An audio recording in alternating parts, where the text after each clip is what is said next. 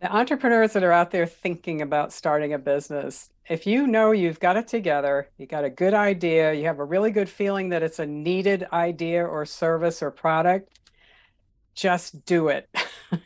I could have launched my business a year before I actually finally took that risk. You have nothing to lose and everything to gain. Welcome to Clicks and Bricks Podcast. We talk about the entrepreneur mindset. If you get one shot at this, what kind of shot are you going to take? If we forget who we are, they're going to forget who you are. And you've got an adversity story that's out of this world. Everything from that Main Street brick and mortar to that billion-dollar manufacturer. Today, we've got Debbie Weems. She started a LinkedIn consulting service 10 years ago, specifically helping people over 50 years old build their LinkedIn profiles. Brilliant concept. How are you doing today, Debbie? Hi, Ken. I'm doing great. Thanks for having me. Thank you for joining us. I know that you're super busy and we value your time, and I'm sure that you've got a whole bunch of value to give to the audience today. But before we jump into the specifics of what you do, can you give the audience a little bit about who you are, where you're located, and what your business is? Sure, happy to do that. We are located in West Palm Beach, Florida, and we just celebrated 10 years in business as of June 2021. I founded the business in 2011 to kind of fill a void in social media, specifically focused on LinkedIn, because I discovered LinkedIn as a job seeker. I think we're going to talk about that in a little bit. And I grew the business because at the time, nobody was teaching people how to use LinkedIn effectively for branding and marketing. And I caught on to it as a job seeker and brought my 23 years of marketing and media and PR into it, and really started getting into the background of how LinkedIn works, loving the whole idea of networking, meeting your target, trying to find them online, finding them, engaging with them, and then bringing them right in front of you through local networking. And it kind of, the whole business grew from there.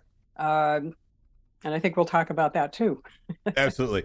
So this was not a simple transition for you. You told me that you were doing, non-for-profit for a long time, and then you made a transition about 3 years prior to starting this business, and that didn't go so well. Can you tell the audience a little bit about that story and about how you made the decision to exit the company that you were working for lots of reasons?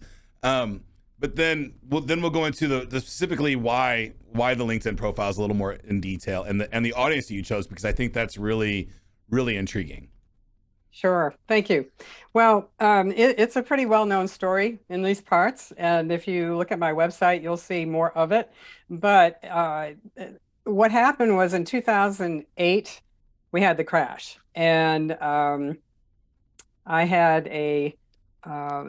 was in a nonprofit, Susan G. Komen, the local affiliate. I don't mind naming it. I still support them and donate to them to this day. However, at the time, I was hired to fundraise. I was in fundraising for the last 7 years of a 23-year career in nonprofit work. And I loved fundraising. I loved networking. I know some of the wealthiest people on the planet that live in Palm Beach and Wellington and other parts of South Florida. Enjoyed the whole deal, brought in lots of money. And unfortunately, I was in a scenario which is pretty familiar to a lot of people, where you aren't quite getting along with your leader for whatever reason. And I was very successful at bringing in money. And instead of embracing my success, she was very intimidated. And she let me go at the end of October of 2009, 2010. It was Breast Cancer Awareness Month, and I had just had a record-breaking month. And on the final day, when everybody had left the office, I was let go. I can laugh about it now. It was not fun at the time. It was a very toxic environment before I started working there. I lasted almost 3 years with that environment, which I would not recommend to anyone. And there's nothing healthy about a toxic work environment. And I encourage people now, get out. There are other opportunities to be had that are less harmful to your health, quite frankly. So I was out of work. It was the recession and nobody was hiring. I had all the skills to be an executive director for a nonprofit. And I was kind of insistent and stubborn, and that's the job I went after for several months. And finally, after about 100 resumes, I kind of looked at myself in the mirror and said, this ain't working, and I'm running out of money, and I need to do something else, get out of the nonprofit arena. So, all of this really helps with our training now when we work with professionals in transition, because now LinkedIn is the number one site on the internet for career seeking, job seeking, and HR loves LinkedIn because there's lots of details on the profile, as much as you want to declare, that are not available on a resume. So over the years, in the beginning, I started working with job seekers because I had lots of time. I was unemployed. My two girls were in college, and I was out of work. So my nose was in the computer all day long, looking into the ins and outs of LinkedIn. I thought it was such a cool site to be able to find your target market, whoever it is, online, right from your chair, and then invite them to a local networking event to meet them in person. That was our initial strategy. It still is, although now we're saying invite that new local connection to your next Zoom meeting. In South Florida, things are starting to come back in person, but slowly. And it was just a really great concept that I didn't even see it as a business. I was networking every month with people that were over 50, unemployed, and you either had a 4-year degree or managerial experience to get into this preferred placement network of a local nonprofit organization that helped job seekers. And we'd meet once a month. And we started meeting on our own. I told everybody, bring your laptops. Let's go over to Starbucks and I'll show you a few things about this site called LinkedIn. And nothing was being done at that organization to teach people about LinkedIn. It didn't even come up in the monthly seminars that they gave us. So I just kind of gathered people, and gradually over the months, the crowd grew a little bit. And after a few months, one of the men that was attending and learning from me, very casual setting, no charging, no business in my head at this point. Just I wanted to share because I was getting success at snagging interviews. And there was a whole strategy involved, and it was called engaging with your connections and doing it in a professional way so that they become interested in you, and specifically they want to interview you. So I was passing that on to these people. And when one of the fellows came back one month and he said, hey, I got 2 interviews since I last sat here because of what you showed me on LinkedIn. And I remember this like it was yesterday. And I got in my car after that meeting at Starbucks and I was like, wait a minute, this is really fun. And I think I have a business here that I can make money from. So Fantastic. it was still a few more months before I got the nerve, to launch my business. So that first time, so you have somebody giving you social proof that, hey, the things that you've taught me have helped me out in the real world. That started clicking. Well, maybe somebody would pay for this, right? And it took you a couple months to get the nerve to file for the business or to ask for somebody's money to trade for your knowledge. Which one was it? Well, I'm a person that tries to follow step by step, and I have 4 older siblings, all very successful, and they were like, why aren't you doing this? Just go ahead and launch your business. Here, go to Sunbiz, get a license first and all that. So I did, and let me tell you, I still remember my first client. She's still around, and she's out in California now. I charged her, I think it was $39 for 2 hours of coaching. That was my very first client. It's a little more now. It's only 10 years. That was too cheap then, even. I was petrified. I'd never done this before, and I'd never been a business owner, and I was just petrified of the whole process. So I had a lot of help. It's super challenging, and you came out of the toxic environment, and I don't want to harp too much on that other than tell the audience, if you're in a toxic environment or you think that you have toxic behavior, you got to change something, right? Go see a psychologist, go see a hypnotist, meditate, find something to get rid of that toxicity if you're the cause of it. sometimes two people just don't work well together. That happens, right? But Yeah. then you just got to go your separate ways and let that go. Find out, I've got toxicity on the wrong side. I got people that I work with that we have too much fun and we never do any work. So that doesn't work either. So you really have to make sure that if in that environment, you got to make some kind of change. It's important. Even if you can make some kind of personal change if you think you're not the cause. Maybe you just have to leave that company if they're the owner or something. It's just not meant for you. So it's really important to make sure that whenever you recognize toxicity, that you at least make a change, if not just leave it as a whole. I'm one that tries over and over to try to resolve the issue before I just give up on it. But those are personal decisions for everybody out there.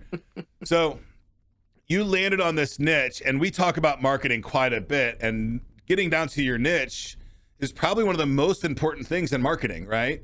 So Oh, yeah. how did you land on LinkedIn profiles for people over 50? And is that still one of your main demographics that you target for, or has that changed over time? No, it's definitely changed over time. We still work with people in transition, I'd say every week between, the three coaches that I have. That's consistent. There's always a need, for those people to elevate their presence on LinkedIn. But in the beginning, the reason it was focused with executives over 50 that were unemployed is because of the group I was put in at CareerSource, and it's now called CareerSource. Every state has one of these nonprofits, and they're overseen by the state. They're paid for by the state, and every state has one. They all have a little bit of a different name, but if you look up employee assistance, Google it wherever you live, you'll come up. It won't take you long to find out what the organization is called wherever you are. But every state in the country has one of these organizations. And because of my age and because of my salary history, I was put into that preferred placement network. I think they still call it that here. And it's for over 50, either a 4-year degree or managerial experience. So I was over 50. I was making over 50,000 a year at the time. And I didn't have that 4-year degree, which came back to haunt me big time. So both of my girls, they've learned, they're going after those 4-year degrees. But it really was something I didn't think about back in the 70s. I just wanted to fly for American Airlines and follow my big sister. And you only needed a 2-year degree. And I did not get into American Airlines, and I did not go back to college. So, that came back years later. But that's how I started, was in that group, because we were already meeting every month, and you actually started wishing you didn't see some people because it meant they got a job. And there were way too many of us coming back every month. We were having trouble getting interviews because gray hair, over 50, competition out there in their 20s or whatever, wanting half the salary that we wanted. It was tough. It was tough. So, the more I learned about LinkedIn, the more I was like, whoa, everybody needs to know about this, especially older job seekers. And, ageism is real. I don't care what anybody Yes. says. It is very real, and you have to deal with it. So. Absolutely. I think all generalizations are real, right? And people make judgments all the time. So every advantage that you can get, regardless of age, race, sex, whatever. I mean, there's people in the world that don't, that discriminate against middle-aged white guys for some reason, right? But it happens, right? So I absolutely can see that it's more challenging to get a career job over 50. And then you started with people over 50, helping them get interviews. But I'm looking at the board behind you, and I'm seeing all kinds of other stuff. Is that the main crux today, or is it really executives learning how to use LinkedIn for sales? Right. Today, it's the same as it was when I started. Our purpose is to teach individuals and corporate teams how to use LinkedIn effectively for branding and marketing.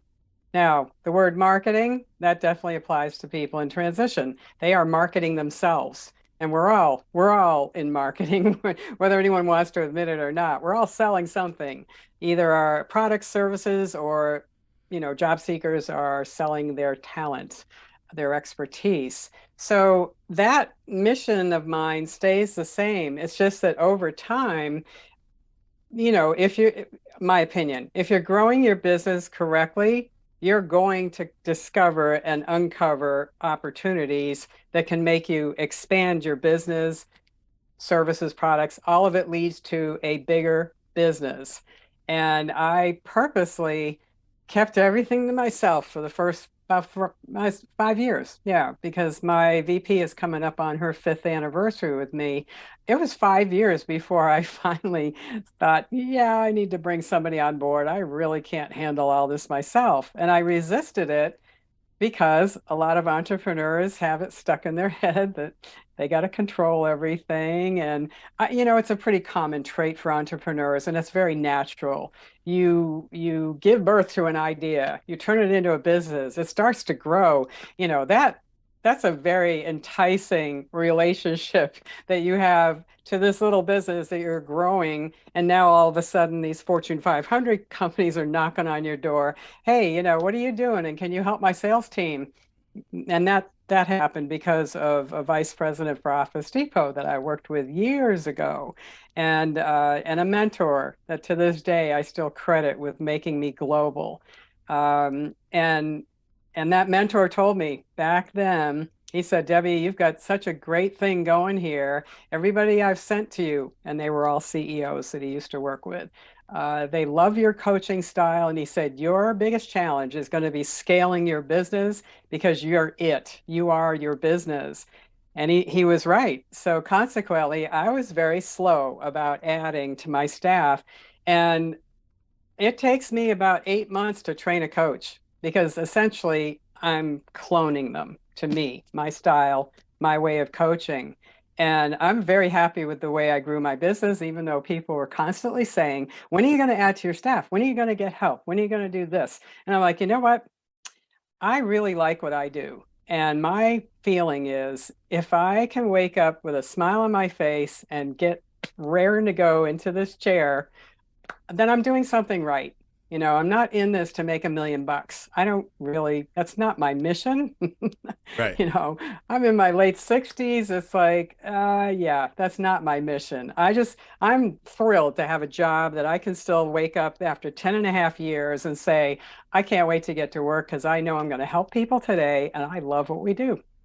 That is fantastic. I think it's an important message that people need to know that in this world of opportunity, and we're littered with opportunity today, there's no reason that you have to do a job that you hate. My biggest fear growing up was hating a job that I didn't want to do every day. My dad was a factory baker. He hated his job for most of his life, and I'm just like, man, I don't ever want to deal with that. It seems miserable, and I've only had to deal with it for very short periods of my life, and I get rid of those situations pretty quickly if I'm in them. Now, I have a problem in business, and you seem to have been able to figure this part out. When you come across new opportunities inside your business, a lot of entrepreneurs are shiny object people, and they start chasing these new opportunities all the time, which means if you're chasing 10 opportunities at once, and time is money, then you don't get over the finish line on any one of them very quickly because you're chasing too many things at once. How were you able to make sure that you stayed in your lane and only added additional services or products like speaking or corporate engagements when the time was right? That is a great question. uh, and to this day, one of the biggest, I think it's an error for an entrepreneur to try to do all things for all people. And when they start out, they're so excited, they're so enthusiastic about what they have. They may not be thinking enough in a bit of a funnel to narrow down their prospects. I can easily say that what we do, anybody I meet, anybody I come across, I can help them. If they're on LinkedIn or they want another way to boost their visibility in business, we can help just about anybody.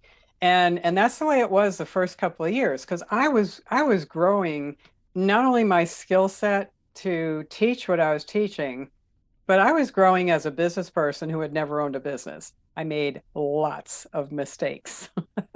And I would get so angry at myself. And then I finally learned, a couple of things.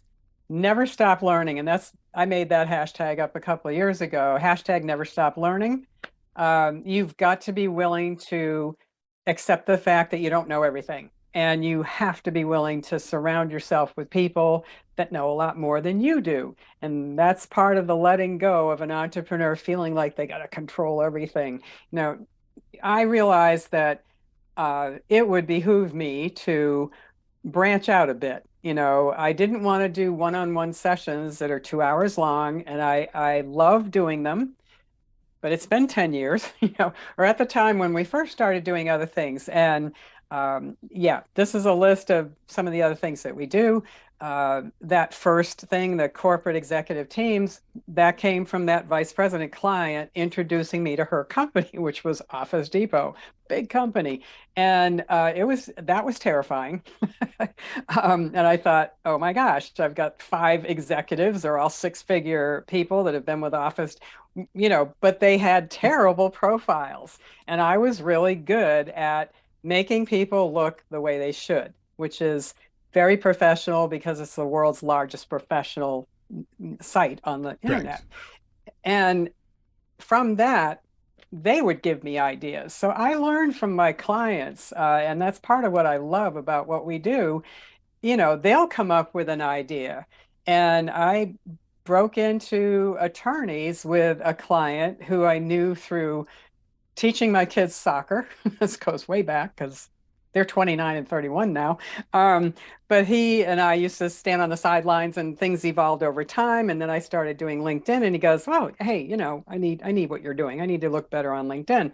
We got done with the session, and he said, "Would you come in and talk to my professional group? They're all attorneys." I was like, yeah, when? That got us into the legal field. Well, another person, and I respect everything about her. She took off with that idea. She was watching me and what I was doing, and she was starting to get into LinkedIn and all. And she focused on attorneys, and that was her niche market for a few years. Well, she's local. And yes, this West Palm's a big area, but I thought, you know what? I don't need to go head to head with somebody for a market. LinkedIn has 142 industries listed within its site. There's lots of business out there. But I did get a little savvy with one of the attorney clients that came off of that presentation I did. And he got me into St. Thomas School of Law in Miami as a approved vendor. They couldn't call me an adjunct professor because I didn't have a 4-year degree. And that's just the way that is. So they called me an approved vendor. And that was quite a process to go through. So I would go down, haven't done it for a while now, but I used to go down every quarter and do a presentation to the law school, the grads that were getting out, going to work for law firms or creating their own, and showing them how to properly set up a LinkedIn profile while paying attention to the pretty strict compliance regulations that they have to deal with. Same thing with the insurance industry and banking. We are well versed in all that compliance. So now we work with all of those industries. But what we decided to do is just kind of keep going with the one-on-ones, and we were getting introduced to more and more executives. That brought us into corporate team training. And it was really a lot of trial and error, which is, I think, the way it always is when you're an entrepreneur. You don't know if something's going to work until you try it. And you got to take that risk and be willing to put it out there. The sales teams, we categorize that now because with big companies, it tends to be they're going to put their top executives in front of us just to make them all look good on LinkedIn. They're not hunters. They're not hunters. They're not salespeople. They just want to look the way they should when somebody looks them up on LinkedIn.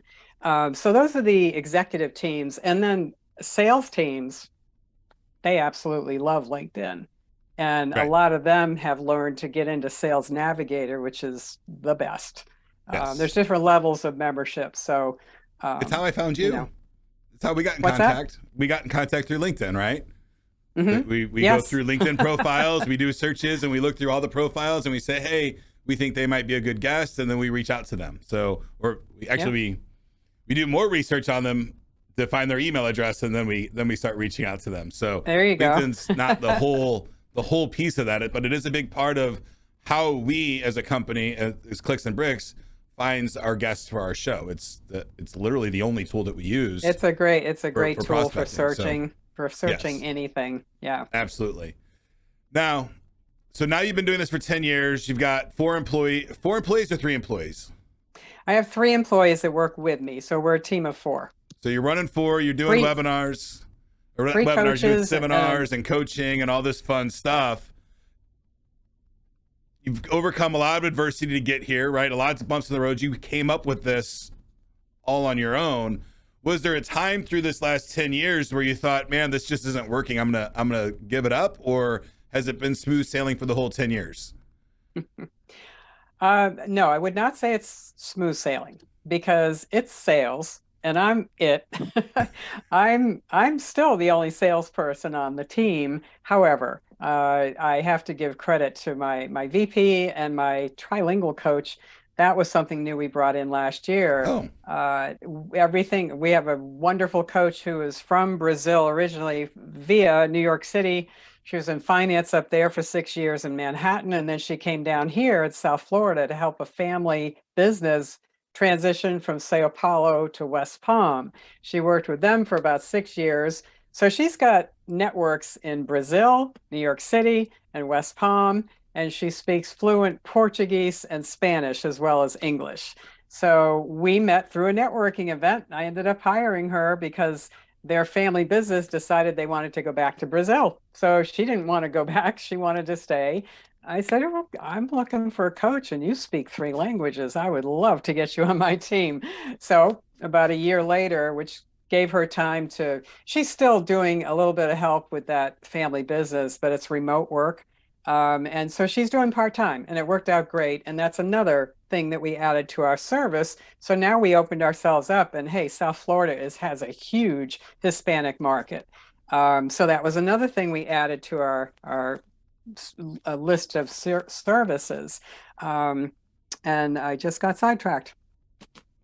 Totally forgot what that's you okay. asked me. I was asking, was there, smooth sailing or not? And then you went into the trilingual stuff, which is Right. fantastic. I'm thinking, yeah, Spanish speaking people probably need more help with LinkedIn than somebody that speaks English even. And as we have this emerging, market of more Spanish speaking people in America, it's a huge gap, I would assume.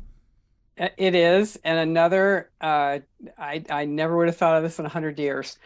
Another networking friend for a long time who is an ASL advocate, American Sign Language. She sat me down about a year ago and she said, "Did you ever think about bringing sign language into your webinars?" And I was like, No, this is interesting. I had no clue that just in this local area, there are 60,000 deaf families. Those professionals need LinkedIn too. So that opened up our services to the deaf. I mean, it's just amazing. These things happen as you continue your business. Now, yes, we are still working through a bit of a hiccup. She has thankfully a great team of interpreters because I said, "This is great. Let's get you on our webinar." So now she is a steady part of our monthly. We give away a free half-hour webinar every month. We've been doing that for over 2 years. And they're well received, very well received, because anyone that registers automatically gets the replay link and any documents that go with it, whether they attend or not. So that's grown over the last year or so. But she or one of her interpreters is doing sign language to our entire half-hour webinar. And then a couple of months after we started that, one of my coaches said, "Debbie, what are we going to do if a deaf person wants LinkedIn training?" So we're building out her service now with ours. It's not just webinars anymore. And this is the way things grow. And yeah, that things like that put me in the panic mode for a little bit until we figure it out. But that to me is what keeps me motivated and enthusiastic. I mean, how can you not get excited about new stuff like that? And I think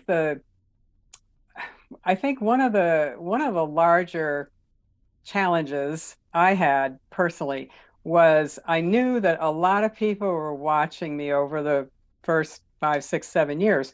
because when I was unemployed for a year and a half, I was at every Starbucks networking meeting in town. I was at probably 4 to 5 either breakfast or lunch events or happy hours just to keep my face out there and say, hey, I've got 23 years of marketing, media, and PR behind me and fundraising. I don't have a clue what I'm doing next, but I'm here. I want to stay in touch with people in the area and see what might evolve out of all these networking I'm doing. And that's something huge we encourage people to keep doing. Right. But I didn't know what I was going to do. So it happened the way I described it earlier. And it's grown from there. And I feel I am grateful to the hilt every day of the week. Grateful. I wake up grateful every day. That is such a great feeling to have when you have an idea and you execute on it and it works, it helps people out and you get to make a living, all of those things. You're living the American dream. As far as if I've ever heard the American dream, I think that's it. You're happy, you're healthy, you're doing stuff, you're helping people, and you're making a living. It couldn't get much better than that. It only took me 57 years. If somebody wanted to work with you, Debbie, and they wanted to increase their LinkedIn profile and make it more professional, how would they get in contact with you? I would tell them to go right here to the website. It's dwconsultingsolutions.com. And definitely connect with me on LinkedIn. I have a very unusual Scottish name. Nobody can say, pronounce, or spell. But it's Weems. It's Wemyss. Debbie is the first name, and you can find me on LinkedIn. Connect with me there. The website will give you a whole bunch of information right on the home page. Definitely check our calendar. Those free webinars are open to anybody that wants to register. We have them every month. The next one is on the 23rd of February. Just had one this past week. And what else? We have a newsletter every month. You can sign up for that on the website. I think the website's a good place for people to start because there's a pretty good explanation of all the different businesses or services that we provide. Absolutely. All right. I'm going to put you on the spot with one final question. Okay. You found yourself terminated from your position roughly around the age of 50, and you didn't know what you were going to do yet, and you founded a company. If somebody's in their 50s and they're thinking about exiting a toxic position and they're thinking they're wanting to start a business, what advice would you give that person? What's the first couple of things that they need to do? You need to not be afraid to get help in terms of, and I had no capital. I didn't have a dollar. This was totally grassroots marketing, stomping those networking events. I would tell somebody to get onto Google, look into the local resources that are available. Everything from the Small Business SBA, Small Business Association, local colleges often have business courses. Get your hands on everything and anything. There's tons of it out there free. For Florida, it's called sunbiz.org. That's a site where you have to get your license. There's plenty of tutorials on that site. There's just a wealth of resources available. I don't care where you live. A lot of these things are funded by the federal government. So they're going to be there no matter where you live. But take your time. Get a business plan together there. That's my number one because I didn't really want to take the time to do that. They are a royal pain in the butt.